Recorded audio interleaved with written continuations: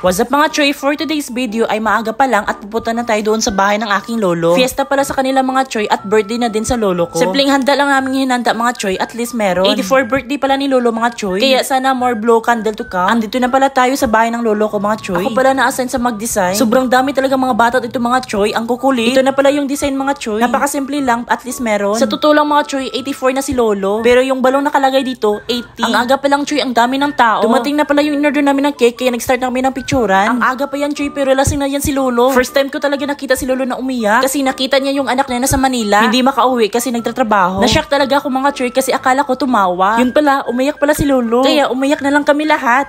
Sobrang na-miss na niya talaga yung anak niya sa Manila. Sobrang saya na ni lolo kasi nakita niya yung anak niya. Ito pala yung cake na in-order namin mga Choy. Sobrang ganda. Happy birthday to you. Nagsimula na kami na kumanta mga Choy. Kasi andito na yung mga kasama ni lolo sa simbahan. How old are you now?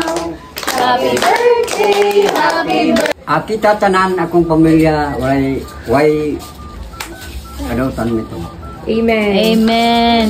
Blow the candle. Yung wish niya palang mga Choy, isa na naman hindi gumuho yung bahay nila. Kasi yung bahay ng lolo ko is malapit sa ilog. Gumuho na yung mga lupa mga Choy dahil sa baha. At sana naman is ma-alerto yan sa mga gobyerno. At ngayon mga Choy, ito na po yung exciting part. Kunti lang yung handa namin mga Choy, at least meron. Yung baboy na inihaw namin mga Choy ay kay lolo. Doon niya inilagay sa amin sa pigiri. Meron naman siyang tangkal ng baboy mga Choy. Kaso sa dahil sa baha, malapit na mabigay. At sana naman ma-actionan yan sa gobyerno. Kunti lang yung mga bisita dito mga Choy. Mga kasama ni lolo sa simbahan. At mga pinsan namin. Nang dahil sa dami ng tao, naubos na yung cake at spaghetti namin. At mabuti naman nakakuha ako. Nag-start pala ako magpapayat mga Choy. Kaya spaghetti na lang yung kinain ko. Kakain sana ako ng karne mga Choy, kaso di pwede. Kasi sayang yung araw na nagpapayat ka pero kumain ka ng mataba. Kaya useless yung exercise mo mga Choy. Pagkatapos nila kumain mga Choy, yung iba ay umuwi na. At yung iba naman is nagsayawan. Bakit nga sila nagsayawan? Kasi mga lasing yung mga Choy. Yan po sila ay makaibigan ni lolo. Kaninang umaga lang sila nag-inuman mga Choy. Hanggang ngayon, inuman pa din. Ganyan talaga yung mga malalakas. Ang sarap talaga kapag nasa probinsya ka mga Choy. Kasi yung mga lolo't lola namin, ay grabe, sobrang lakas pa. Kahit may mga problema sila mga Choy, wala silang paki. Ang importante, magsiyahan. Ito pala yung mga apo ni lolo mga Choy. Sobrang dami. Char, lang. Yung iba is kapitbahay. Yung unang mga bisita mga Choy ay umuwi na. Syempre, sa birthday, hindi talaga mawawala yung balutin mo ako.